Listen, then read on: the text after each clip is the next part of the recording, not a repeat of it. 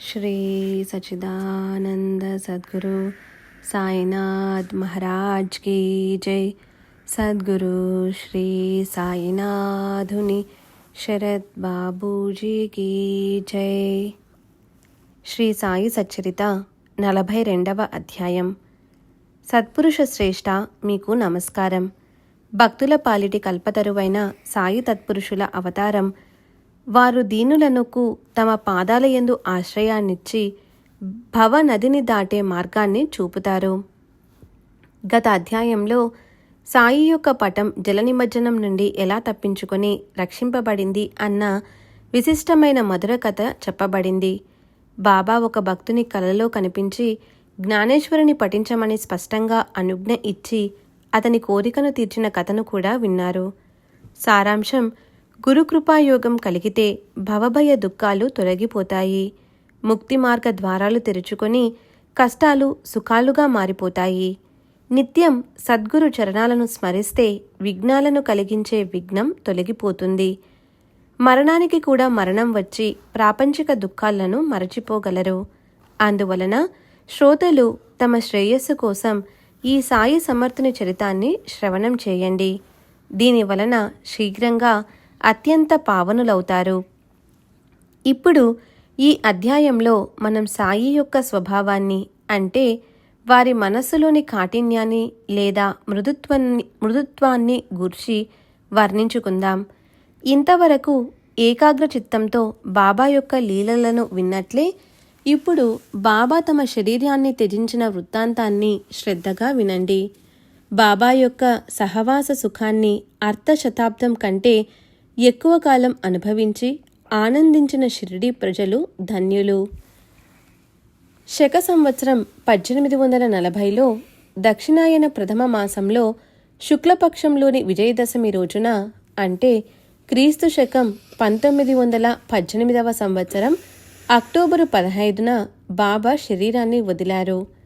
ముసల్మానుల మొహరం నెలలోని 9వ తారీఖున కత్తల్ రాత్రి రోజున సుమారు 3వ జామున, అంటే మధ్యాహ్నం 2 గంటలప్పుడు బాబా నిర్వాణానికి సిద్ధమయ్యారు. బుద్ధుని బుద్ధ జయంతి రోజున సాయి యొక్క పుణ్యతిథి. దేవతల జయంతి వలనే సత్పురుషుల పుణ్యతిథి కూడా జరుపబడుతుంది. 12:30 గంటలు గడిచి దశమికాలం పూర్తిగా దాటిపోయి ఏకాదశి వచ్చింది. కనుక సాయి యొక్క నిర్వాణ కాలం ఏకాదశి. సూర్యోదయం నుండి తిథిని పాటిస్తే ఆ రోజు తిథి దశమి. అందువల్ల సాయిబాబా నిర్వాణం విజయదశమిగా భావించి ఆ రోజు ఉత్సవం చేస్తారు. మంగళవారం చాలా ప్రసిద్ధి చెందిన కత్తల్ రాత్రి రోజు అని సాయి మహారాజు తమ జ్యోతిని విశ్వజ్యోతిలో ఐక్యం చేశారు. వంగదేశంలో ప్రసిద్ధమైన దుర్గాపూజ పర్వదినం సమాప్తి రోజు ఉత్తర హిందుస్థానంలోని వారందరికీ ఉత్సవ దినం. శక సంవత్సరం 1838 విజయదశమి రోజునే సాయంకాలం ప్రదోష సమయాన బాబా భవిష్యాన్ని సూచించారు. ఆ అపూర్వ లీలను చెబుతాను. శ్రోతలకు ఆశ్చర్యం కలుగుతుంది. అంతుపట్టని సాయి సమర్థుని మహిమ అందరికీ అర్థమవుతుంది. క్రీస్తు శకం 1916వ సంవత్సరం దసరా పండుగ రోజున సీమోల్లంఘన వేళ సాయంకాలం ప్రజలు పూజ చేసి తిరిగి వచ్చాక అద్భుతమైన లీల జరిగింది. అకస్మాత్తుగా ఆకాశంలో మేఘాలు ఉరుముతుండగా మెరుపులు మెరిసినట్లు బాబా జమదగ్ని స్వరూపాన్ని ప్రత్యక్షంగా ప్రకటన చేశారు. ఉన్నట్లుండి తల రుమాలును, కఫనీని, లంగోటీని కూడా విప్పేసి ధునిలో వేశారు. అసలే ధునిలో అగ్ని ప్రజ్వలంగా ఉంది. తోడుగా అందులో ఆహుతిని వేసేసరికి జ్వాలలు మరింతగా పైకి లేచి భక్తులను కలవరపెట్టాయి. ఇదంతా అనుకోకుండా జరిగిపోయింది. బాబా మనసులో ఏముందో ఏమీ అర్థం కాలేదు. సీమోల్లంఘన సమయాన వారి క్రోధ వృత్తి చాలా భీతిని కలిగించేలా ఉన్నది. అగ్ని తన తేజాన్ని వెదజల్లింది. బాబా అంతకంటే తేజోవంతంగా కనిపించారు. భక్తుల కళ్ళు మూసుకొని పోగా ముఖాలను త్రిప్పేసుకున్నారు. సత్పురుషులు స్వహస్తంతో అర్పించిన దానిని సేవించి అగ్నినారాయణుడు ప్రసన్నుడయ్యాడు. దిగంబరులైన బాబా పరశురాముని వలె ఉగ్రంగా అయ్యారు. వారిని అలా చూచిన వారి కళ్ళు ధన్యం. కోపంతో విప్పారిన బాబా కళ్ళు ఎర్రబారాయి. నేను హిందువా మహమ్మదీయున్నా ఇప్పుడు నిర్ణయించుకోండిరా. హిందువునా లేక ఎవనున్నా బాగా నిర్ధారించుకోండి. మీ సందేహాలను తొలగించుకోండి అని గట్టిగా కేకలు వేశారు. ఆ దృశ్యాన్ని చూచి భక్తులు వణికిపోయారు. వారికి బాబా ఎలా శాంతిస్తారు అన్న చింత పట్టుకుంది. మహావ్యాధిగ్రస్తుడైన బాబా యొక్క భక్త శ్రేష్ఠుడు బాగోజీ షిండే ధైర్యాన్ని పుంజుకొని బాబా సమీపానికి వెళ్ళి వారికి లంగోటీని చుట్టాడు. బాబా, ఇవాళ దసరా పండుగ సీమోల్లంఘనం రోజున ఇదంతా ఏమిటి అని అన్నాడు. నా సీమోల్లంఘనం ఇదే అని చెప్పి బాబా టపటపామని సటకాతో కొట్టారు. ఈ విధంగా బాబా దునివంద దిగంబర వేషంలో నిలుచున్నారు. ఆ రోజున చావడి ఊరేగింపు ఎలా జరుగుతుందా అని అందరికీ చింత. ఊరేగింపు 9కి జరగాలి, కానీ 10 బాబా శాంతించలేదు. భక్తులు ఎక్కడివారు అక్కడే రెప్పవేయకుండా చూస్తూ తటస్థంగా ఉండిపోయారు. అలా 11 అయింది. అప్పుడు బాబా కాస్త శాంతించి కొత్త లంగోటీని కట్టుకొని కఫ్నీని ధరించారు. చావడికి బయలుదేరటానికి గంట మ్రోగింది.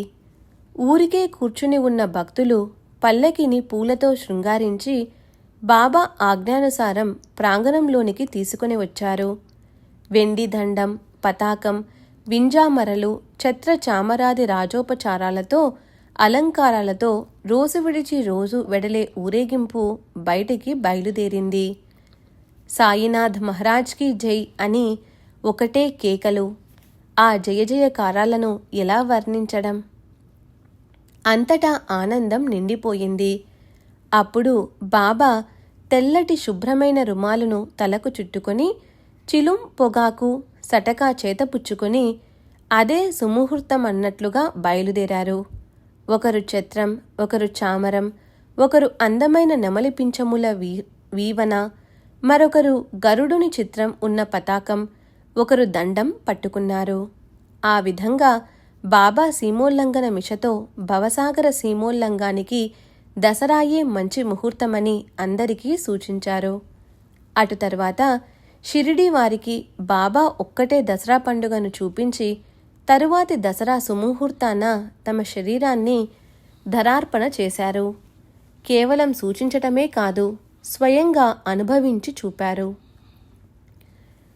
తమ శరీరం అనే శుద్ధ వస్త్రాన్ని ఇదే దసరా రోజున యోగాగ్నికి అర్పించారు. క్రీస్తు శకం 1918వ సంవత్సరం దసరా పండుగ రోజున సుముహూర్తంగా చేసుకుని తమ ఆత్మను పరబ్రహ్మ స్వరూపంలో లీనం చేశారు. రాస్తూ ఉంటే ఇటువంటిదే బాబా యొక్క మరొక అనుభవం గుర్తుకు వచ్చింది. దీనివల్ల ఇదే విజయదశమి తిథి, బాబా పుణ్యతిథి అని ముందుగానే నిశ్చయమైంది. షిరిడీ పటేలు రామచంద్ర దాదా ఒకసారి చాలా జబ్బుపడ్డాడు. ఆ బాధను భరించలేకపోయాడు. ఏదీ మిగలకుండా అన్ని రకాల చికిత్సలు అయ్యాయి. అది దుఃఖకరమైన కష్టాన్ని నిగ్రహించుకోలేకపోయాడు. జీవితంపై విరక్తి కలిగింది. పటేలు చాలా బాధపడిపోయాడు. అట్టి పరిస్థితిలో ఒక అర్ధరాత్రి బాబా అతని తలవైపు ప్రకటమయ్యారు. అప్పుడు పాటీలు బాబా పాదాలు పట్టుకొని నిరాశతో, నాకు మరణం ఎప్పుడు వస్తుంది? ఇంత మాత్రం నిశ్చయంగా చెప్పండి. నాకు జీవితంపై అసహ్యం కలిగింది. మృత్యువు కష్టమని అనిపించడం లేదు. చావు ఎప్పుడు నన్ను కలుసుకుంటుందా అని ఎదురు చూస్తున్నాను అని అన్నాడు. అప్పుడు కరుణామూర్తి అయిన బాబా, నీవు ఏ చింతా పెట్టుకోకు. నీ గండం గడిచింది. చావు భయం తొలగిపోయింది. వృధాగా ఎందుకురా బాధపడతావు? నీకేం భయం లేదు. నీకు మరణం తప్పింది. కానీ రామచంద్ర, నాకు తాత్యాస్థితి ఆశాజనకంగా కనిపించటం లేదు. 1918వ సంవత్సరం దక్షిణాయంలోని ఆశ్వయుజ మాసంలో శుక్లపక్షపు విజయదశమి రోజున తాత్య ముక్తిని పొందుతాడు. ఈ విషయం అతనితో చెప్పవద్దు. దీనినే మనసులో పెట్టుకొని కూచుంటాడు. అహర్నిశలు చింతలో క్షీణించిపోతాడు. మరణం ఎవరికీ ఇష్టముండదు. కేవలం 2 సంవత్సరాలే మిగిలాయి. తాత్యాకు సమయం సమీపించింది. రామచంద్రునికి దిగులు పట్టుకుంది. బాబా మాట వజ్రలేపనం వంటిది. తాత్యాకు చెప్పకుండా రహస్యంగా ఉంచాడు. బాలా అనే దర్జీ చెవిన వేసి ఈ విషయం ఎవరికీ తెలియచేయవద్దు అని వేడుకున్నాడు. వారిద్దరికీ చింత పట్టుకుంది. నిజంగానే రామచంద్రపాటిలు ప్రక్కపై నుండి లేచాడు. అతని జబ్బు తగ్గింది. రోజులు లెక్క పెడుతూ తెలియకుండానే కాలం గడిచిపోయింది. బాబా చెప్పిన మాటలోని విశేషం 1918వ సంవత్సరం అంటే శక సంవత్సరం 1840లోని భాద్రపద మాసం గడిచి ఆశ్వయుజం ఆరంభమైంది. తాత్య మంచాన పడ్డాడు. అక్కడ తాత్య జ్వరంతో జబ్బు పడితే ఇక్కడ బాబాకు చలితో వణుకు పుట్టింది. తాత్యాకు బాబాపై నమ్మకం. బాబాను రక్షించేవాడు శ్రీహరి. బాబా దర్శనానికి కూడా వెళ్ళలేకుండా తాత్య పక్క వదలకుండా ఉన్నాడు. అతడు శరీర బాధను భరించలేకపోతున్నాడు. విశేషమేమిటంటే అంతటి యాతనలో ఉన్న మనస్సును బాబాపై ఉంచాడు. నడువలేకుండా కదలలేకుండా ఉన్నాడు. అతని బాధ బాగా పెరిగిపోతూ ఉంది. ఇక్కడ బాబా బాధతో మూలగటం రోజురోజుకు పెరుగుతూ 2 అలా వారి బాధ ఆపలేనంతగా అయ్యింది. బాబా సూచించిన రోజు సమీపించింది. బాలాకు రామచంద్ర పటేలుకు ఒళ్ళు చెమటలు పట్టసాగాయి. బాబా చెప్పింది నిజంగానే జరిగేలా ఉంది. తాత్యాకు మంచి లక్షణాలు కనిపించటం లేదు. అతని బాధ అధికమవుతూనే ఉంది అని వారు అనుకున్నారు. శుక్లపక్ష దశమి వచ్చింది. తాత్య నాడి కొట్టుకోవడం మెల్లగా తగ్గసాగింది. అతనికి మృత్యువు సమీపించినట్లు అనుమానించి ఆప్తులు ఇష్టులు గాబరాపడ్డారు. కాని విశేషం జరిగింది. తాత్య గండం తప్పి తాత్య కూడా బ్రతికిపోయాడు.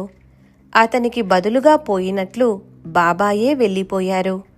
బాబా వాణిని గమనించండి. తాత్య పేరు చెప్పి కాస్తవేళ తప్పకుండా ఆ సమయానికి తమ ప్రయాణాన్ని సన్నాహపరుచుకున్నారు. భవిష్యాన్ని నిదర్శనంగా సూచించారు.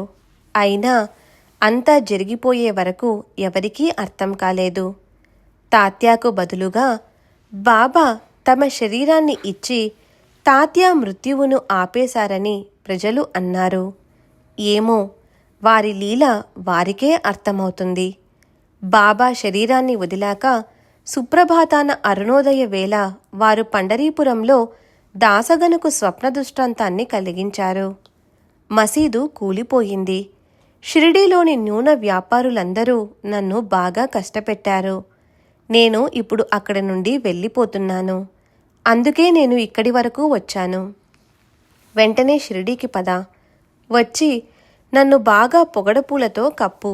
ఈ నా కోరికను తీర్చు. ఇంతలో షిరిడీ నుండి ఉత్తరం అందగా బాబా సమాధి చెందినట్లు తెలిసింది.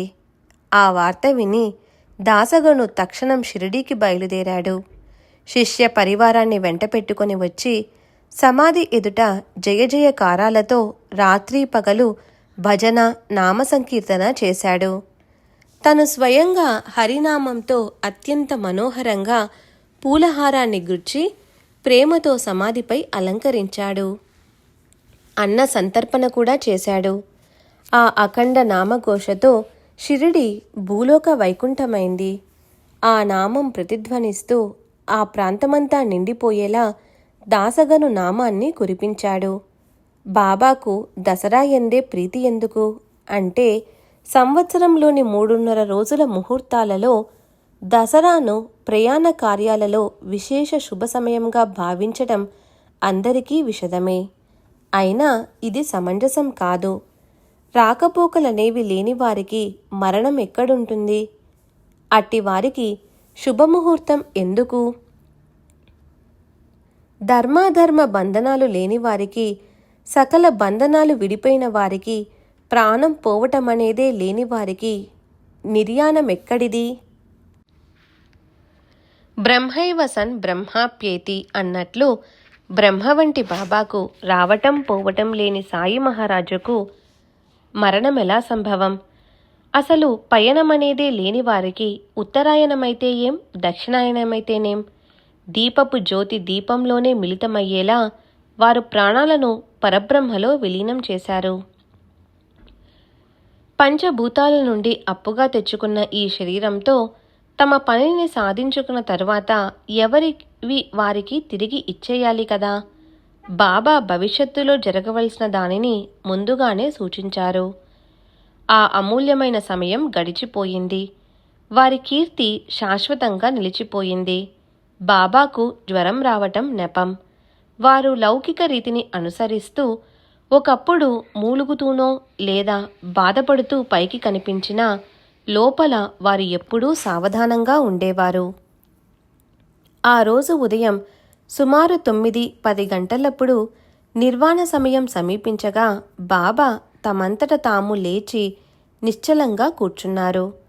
ఆ స్థితిలో వారిని చూచి భయంకరమైన అశుభ సమయం దాటిపోయిందని అందరికీ అనిపించి ఆశాసముద్రం ఉప్పొంగింది. అందరూ అలా కూర్చొని దుఃఖిస్తుండగా బాబాకు అంతిమ సమయం సమీపించింది. అప్పుడు జరిగిన వృత్తాంతాన్ని వినండి. ప్రాణం వదలటానికి కాస్త ముందుగా బాబాకు ఏం తోచిందో తెలియదు గాని వారు తమ చేతిని కఫ్నీ జేబులో పెట్టారు. అది దాన ధర్మాలు చేయవలసిన సమయమని తలచి కాబోలు లక్ష్మీబాయి అనే సుగుణవతి పేరుకు తగినట్లుగా ప్రవర్తిస్తూ ఎల్లప్పుడూ సాయి చరణాలలో ప్రీతి కలిగి ఉండే ఆ స్త్రీ అప్పుడు సాయి సన్నిధిలో ఉంది. క్షణంలో తమ దేహావసానమని తెలుసుకొని బాబా జాగరూకతతో ఆమెకు ఆ అవసాన సమయంలో ద్రవదానం చేశారు. ఈ లక్ష్మీబాయి షిండేయే మసీదులో బాబా వద్ద నియమ నిర్బంధనాలను పాటిస్తూ పనులను చక్కగా నిర్వహిస్తుండేది. బాబా దర్బారు ఎవరికీ ఏ అడ్డు ఆటంకం లేకుండా ప్రతిరోజు అందరికీ తెరిచే ఉండటం పరిపాటి. కానీ రాత్రి మాత్రం కఠిన నియమం. సాయంకాలం బాబా విహరించి తిరిగి రాగానే భక్తులు ఇళ్లకు వెళ్ళిపోయి మరునాడు తెల్లవారిన తరువాతే మసీదుకు వచ్చేవారు. కానీ భక్త మహల్సాపతి, దాదా కేల్కర్, లక్ష్మీబాయిల భక్తి కారణంగా వీరికి రాత్రివేళ యందు నిషేధముండేది కాదు. ఈ లక్ష్మీయే ప్రతిరోజు ఎంతో ప్రేమగా బాబాకు భోజన వేళలో రొట్టె కూర పంపేది. ఈమె సేవను ఎంతని వర్ణించను. ఈ రొట్టె కథను వింటే బాబా యొక్క దయాద్ర హృదయం మరియు శ్వానసూకరాలలో వారి ఆత్మైక్య భావం తెలిసి ఆశ్చర్యం కలుగుతుంది. ఒకసారి సాయంకాలం బాబా తమ ఛాతిని గోడకు ఆంచి ప్రేమగా ముచ్చటిస్తుండగా అక్కడికి లక్ష్మి వచ్చింది. తాత్యాపాటిలు ఇంకా ఇతరులు కూడా బాబా వద్ద ఉన్నారు. లక్ష్మి వచ్చి బాబా పాదాలకు వందనం చేసింది. అప్పుడు బాబా ఆమెతో, లక్ష్మి, నాకు ఆకలి వేస్తోంది అని చెప్పారు. ఆమె, బాబా, నేను ఇప్పుడే వెళ్ళి రొట్టె తీసుకుని తిరిగి వస్తాను అని చెప్పి వెళ్ళి వెంటనే రొట్టెను చేసి కూర పచ్చడితో సహా తీసుకుని వచ్చి ఆ అల్పాహారాన్ని బాబా ఎదుట ఉంచింది. బాబా ఆ విస్తరిని తీసి కుక్క ఎదుట ఉంచారు. వెంటనే లక్ష్మి, బాబా, మీరిలా చేశారేమిటి అని ప్రశ్నించింది. నేను ఇంత త్వరగా వెళ్ళి రొట్టె కూరను తయారు చేసి తెస్తే ఇదేం విడ్డూరం బాబా, కుక్కను బాగా సంతుష్టపరచావు. నీకు ఆకలి వేస్తూ ఉంది కదా, మరి ఇదేం విచిత్రం, ఒక ముక్కైనా నోట్లో వేసుకోలేదు, అనవసరంగా నన్ను తొందర పెట్టావు.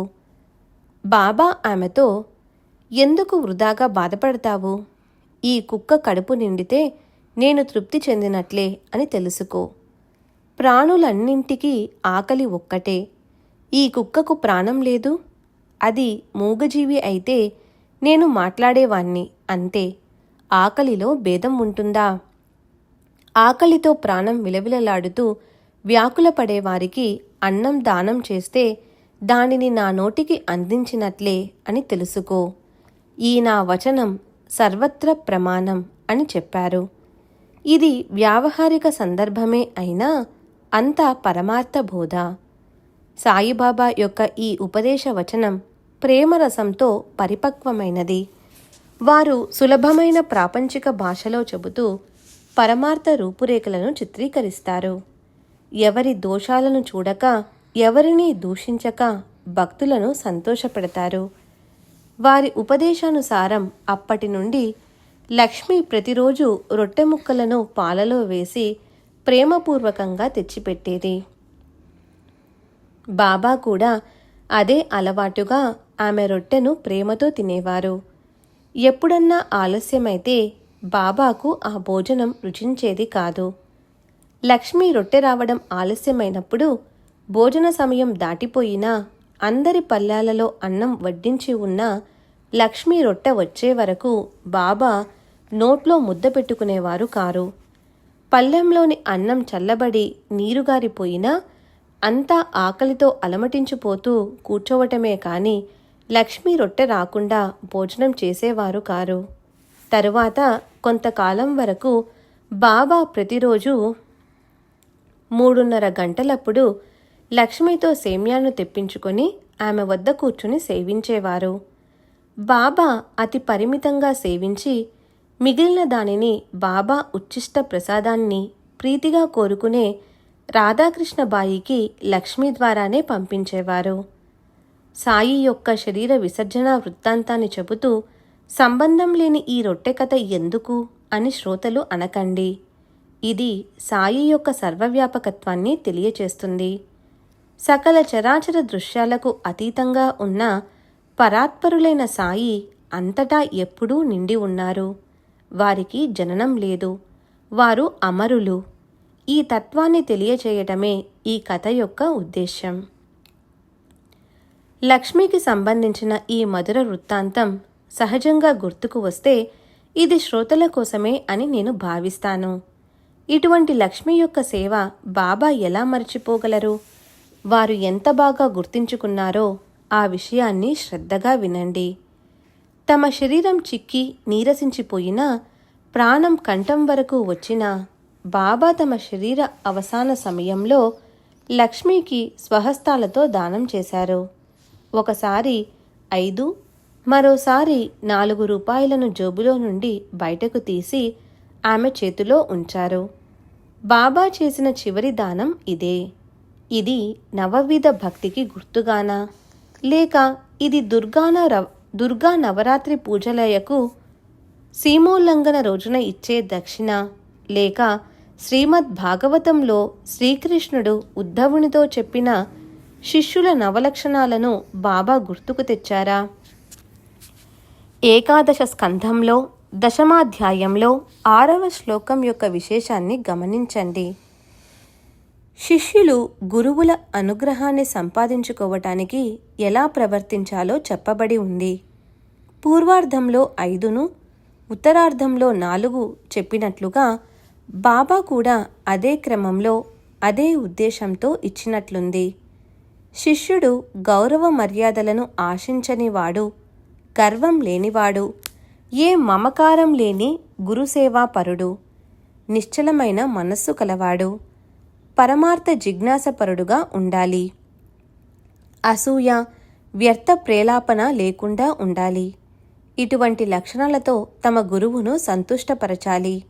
ఇదే సాయినాథుల ఉద్దేశం. ఈ విధంగా తెలియచేశారు. కరుణామయులైన సత్పురుషులు ఎప్పుడూ భక్తుల శ్రేయస్సును మాత్రమే ఆలోచిస్తారు. లక్ష్మి తినటానికి బాగా ఉన్న భాగ్యవంతురాలు. ఈ 9 రూపాయలు ఆమెకు ఒక లెక్క. వానిని ఆమె దిగతుడిచి పారేయగలదు. అయినా కానీ ఆమెకు ఆ దానం అపూర్వమైనది. ఆమె పరమభాగ్యం కారణంగా సాయి కృపాప్రసాదమైన ఇలాంటి నవరత్నావళిని సాయి యొక్క కరకమలం ద్వారా పొందినది. ఇలా ఎన్నెన్నో 9 రూపాయలు ఖర్చయి ఉంటాయి. కానీ ఈ దానం అత్యంత అపూర్వం. ఆమె జీవించి ఉన్నంత వరకు ఆమెకు సాయి స్మరణ ఉంటుంది. సాయిబాబా తమ శరీరావసానం సమీపించినప్పుడు లక్ష్మిని బాగా గుర్తుంచుకొని ఆమెకు 4 మరియు 5 రూపాయలను ఇచ్చి జీవితాంతం ఆమె వారిని స్మరించుకునేలా చేశారు. బాబా ఎంతో సావధానంతో తమ వద్ద ఉన్న వారినందరినీ భోజనానికి పంపించి ఊరివారిని ఒకరిద్దరిని మాత్రం కూర్చుండనిచ్చారు. ప్రేమికులైన కొంతమంది బాబా భక్తులు ఆ క్లిష్ట సమయంలో బాబా వద్ద నుండి వెళ్ళకూడదని తలచి వారి వద్ద నుండి వెళ్ళమని మొండికెత్తారు. కానీ అంతిమ సమయంలో ఎవరి మొహంలోనూ పడే అపాయం లేకుండా బాబా వారినందరినీ త్వరగా తరిమివేశారు. తమ నిర్వాణ సమయం అతి దగ్గరలో రానున్నదని తెలుసుకొని బాబా బాపూసాహెబ్ బుట్టీని, కాకాసాహెబ్ దీక్షితుని వాడాకు వెళ్ళండి, భోజనం చేసి మరలా రండి అని చెప్పారు. భక్తుల దుఃఖాన్ని చూచి బాబా మనస్సు విచలితమైంది. అందుచేత వెళ్ళండి వెళ్ళండి, భోజనం చేసి రండి అని అందరికీ ఆజ్ఞాపించారు.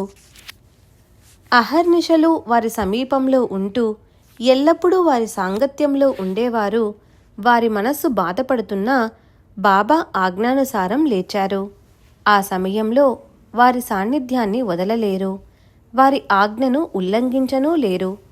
బాబా మనస్సును బాధపెట్టలేక వాడాకు భోజనానికి వెళ్ళారు. బాబా బాధ భయంకరంగా అధికమవుతూ ఉంటే ఇక ఎక్కడి భోజనం, ఎక్కడ తినటం? ప్రాణాలు బాబా వద్ద చిక్కుకుపోయినవి. ఒక్క క్షణమైనా బాబా యొక్క విస్మరణను సహించలేకపోయారు. వెళ్ళి భోజనానికి కూర్చున్నారు. ఇంతలో వెంటనే పిలుపు వచ్చింది. అర్ధకడుపుతోనే పరుగునా వచ్చారు.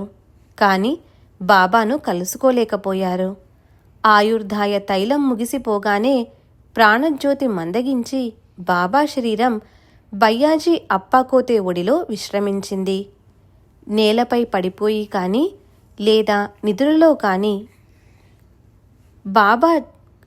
కానీ కాక బాబా చక్కగా గద్దెపై కూర్చొని స్వహస్తాలతో దానం ధర్మం చేసి శరీరాన్ని విసర్జించారు. సాయి సమర్థుని మనోగతం ఎవరికీ తెలియదు. శరీరాన్ని విడిచిన తక్షణం వారు బ్రహ్మీభూతులయ్యారు. మాయ శరీరాన్ని ధరించి సత్పురుషులు సృష్టిలోకి అవతరిస్తారు. ఉద్ధరణ కార్యం ముగిసిన వెంటనే అవ్యక్తంలో కలిసిపోతారు. నటులు నానా రకాల పాత్రలను ధరించిన లోపల తమను తాము పూర్తిగా గుర్తుంచుకుంటారు. అట్లే పరిపూర్ణంగా అవతరించిన వారికి మరణం ఒక కష్టమా? లోక కళ్యాణానికి అవతరించిన వారి కార్యం పూర్తి కాగానే అవతారం సమాప్తి అయిపోయింది. తమ ఇచ్ఛానుసారం ఒక రూపాన్ని ధరించిన వారు జనన మరణాలకు కట్టుబడి ఉంటారా? పరబ్రహ్మ వైభవమున్న వారికి మరణం ఎలా సంభవం? మమకారం అనేది లేని వారిని జనన మరణాలు ఎలా బాధించగలవు? సాయిబాబా పనులలో నిమగ్నమైనట్లు కనిపించినా వారు ఎప్పుడూ ఏ కర్మను చేయనట్లే.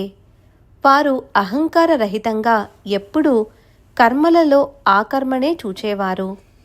నా భుక్తం క్షీయతే కర్మ, అనుభవించనిదే కర్మ తొలగిపోదు. ఇది స్మృతిలో చెప్పిన కర్మలోని మర్మం.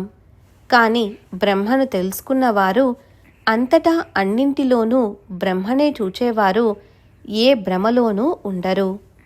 చేసిన కర్మల పరిణామమే కర్మఫలాల సముదాయం. దీనిలోని ద్వైత భేదం అంతటా ప్రసిద్ధం.